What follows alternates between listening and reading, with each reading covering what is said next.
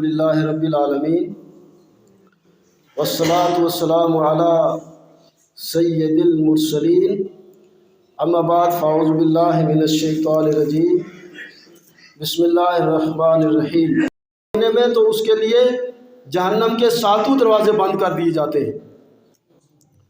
جو کوئی 8 روزے رکھتا ہے اس ماہ رجب المرجب میں تو اس کے لیے جنت کے 8 دروازے جو ہیں کھول دیے جاتے ہیں۔ رجب ایک نہر ہے جنت میں، جس میں سے رجب کے مہینے کے روزے داروں کو پلایا جائے گا۔ اور اس مہینے کی اور بھی بڑی فضیلت آئی ہے۔ ایک بصرہ میں ایک خاتون تھی، وہ اس مہینے میں بڑا اہتمام کرتی تھی روزہ رکھنے کے لیے اور عبادت کرنے کے لیے۔ اس نے اس مہینے کے لیے الگ لباس بنا رکھا تھا۔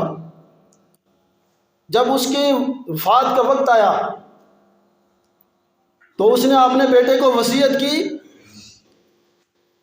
کہ جب میری وفات ہو جائے تو مجھے دفنانے لے چلیں، تو میں نے جس رجب المرجب کے مہینے کا جو لباس تیار کیا ہوا ہے مجھے وہی پہنا کر مجھے دفن کر دینا۔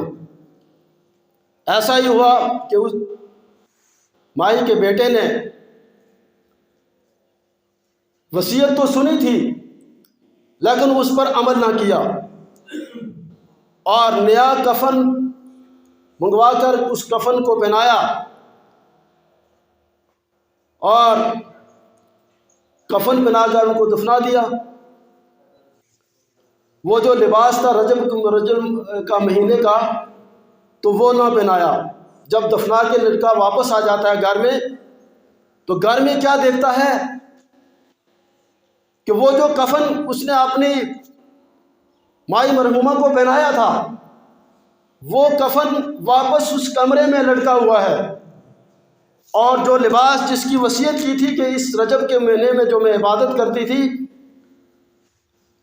اس لباس کے ساتھ مجھے قبر میں دفنا دینا، تو وہ جو لباس تھا وہ نہیں ملا۔ اور غیب سے ندا آئی کہ یہ لے جو تو نے کفن پہنایا تھا، ہم نے اس اپنی بندی کو اسی لباس میں جو ہے اسی لباس میں قبر میں جو ہے اس کو لٹا دیا ہے۔ تو رجب المرجب کا مہینہ بڑی عظمتوں کا مہینہ ہے۔ اس میں شب معراج والی رات آتی ہے اور نبی پاک صلی اللہ علیہ وسلم کو 7 آسمانوں سے اوپر سدرۃ المنتہا، عرش سے ورا جہاں کوئی مکان نہیں ہے وہاں تک اللہ تبارک و تعالیٰ لے گیا، اور اللہ تبارک و تعالیٰ کو اپنی آنکھوں سے سرکار مدینہ صلی اللہ تعالی وسلم نے دیکھا۔ جنت اور دوزخ کا معائنہ فرمایا، تمام کائنات کو دیکھا، تمام کائنات کی سیر کی۔ تو شب معراج اسی مہینے میں ہے، اس لیے اس مہینے کو اور بھی بڑی فضیلت حاصل ہو گئی۔ روایت ہے کہ اللہ تعالیٰ نے سب سے پہلے جوہر کو پیدا کیا، جب اس پر ہیبت کی نگاہ ڈالی تو وہ پگھل گیا اور خوف خدا سے کانپنے لگا، جس سے وہ پانی بن گیا۔ یعنی کائنات اللہ تبارک و تعالیٰ نے سب سے پہلے کائنات جب بنانا چاہی تو وہ کیا تھا؟ ایک جوہر تھا، اس پر اللہ تبارک و تعالیٰ نے جب ہیبت والی نظر ڈالی تو وہ جوہر جو ہے پگھل گیا اور خوف خدا سے کانپنے لگا، جس سے وہ پانی بن گیا۔ پھر اللہ تعالیٰ نے اس پر نگاہ رحمت ڈالی تو آدھا پانی جم گیا، جس سے عرش بنایا گیا۔ عرش کانپنے لگا تو اس پر لا الہ الا اللہ محمد الرسول اللہ لکھ دیا، جس سے وہ ساکن ہو گیا، مگر پانی کو اس طرح چھوڑ دیا گیا جو قیامت تک معجزن رہے گا۔ فرمان الہی ہے وَكَانَ عَرْشُهُ عَلَى الْمَاءِ، اللہ کا عرش پانی پر تھا۔ پھر جب پانی میں تلاطم خیز موجیں پیدا ہوئیں جن سے تہ بتہ دھوئیں کے بادل اٹھے اور جاگ پیدا ہوئی، اس سے زمین و آسمان بنائے گئے جو ایک دوسرے سے جڑے ہوئے تھے۔ پھر ان دونوں کے درمیان اللہ تعالیٰ نے ہوا کو پیدا کیا جس کے دباؤ سے زمین و آسمان کے طبق ایک دوسرے سے علیحدہ ہو گئے۔ چنانچہ فرمان الہی ہے ثم استوى الى السماء وهي دخان۔ اہل حکمت کہتے ہیں اللہ تعالیٰ نے آسمانوں کو دھوئیں سے اس لیے پیدا فرمایا کہ دھواں باہم پیوست ہوتا ہے اور بلندیوں پر جا کر ٹھہرتا ہے۔ بخارات سے اس لیے پیدا نہیں فرمایا کہ وہ واپس لوٹ جاتے ہیں۔ یہ اللہ تعالیٰ کے علم و حکمت کا ادنیٰ کرشمہ ہے۔ پھر ارشاد نبوی کے مطابق اللہ تعالیٰ نے پانی کی طرف نظر رحمت کی تو وہ جم گیا۔ زمین و آسمان دنیا کی اور ہر آسمان دنیا سے دوسرے آسمان کا جو بعد مسافت ہے 500 سال کے سفر کی دوری کے برابر ہے، اور اسی طرح ہر آسمان کا اپنا حجم ہے۔ کہتے ہیں کہ پہلا آسمان دودھ سے بھی زیادہ سفید ہے، مگر کوہ کی سبزی کی وجہ سے یہ ہرا نظر آتا ہے۔ اس آسمان کا نام رقیہ ہے۔ دوسرے آسمان کا نام فیدوم یا معون ہے، اور وہ ایسے لوہے کا ہے جس سے روشنی کی شعاعیں پھوٹی پڑتی ہیں۔ تیسرے آسمان کا نام ملکوت یا ہاریون ہے، اور وہ تانبے کا ہے۔ چوتھے آسمان کا نام ظاہرہ ہے، اور وہ آنکھوں میں خیرگی پیدا کرنے والی سفید چاندی سے بنا ہے۔ پانچویں آسمان کا نام مزینہ یا مسحرہ ہے، اور وہ سرخ سونے کا ہے۔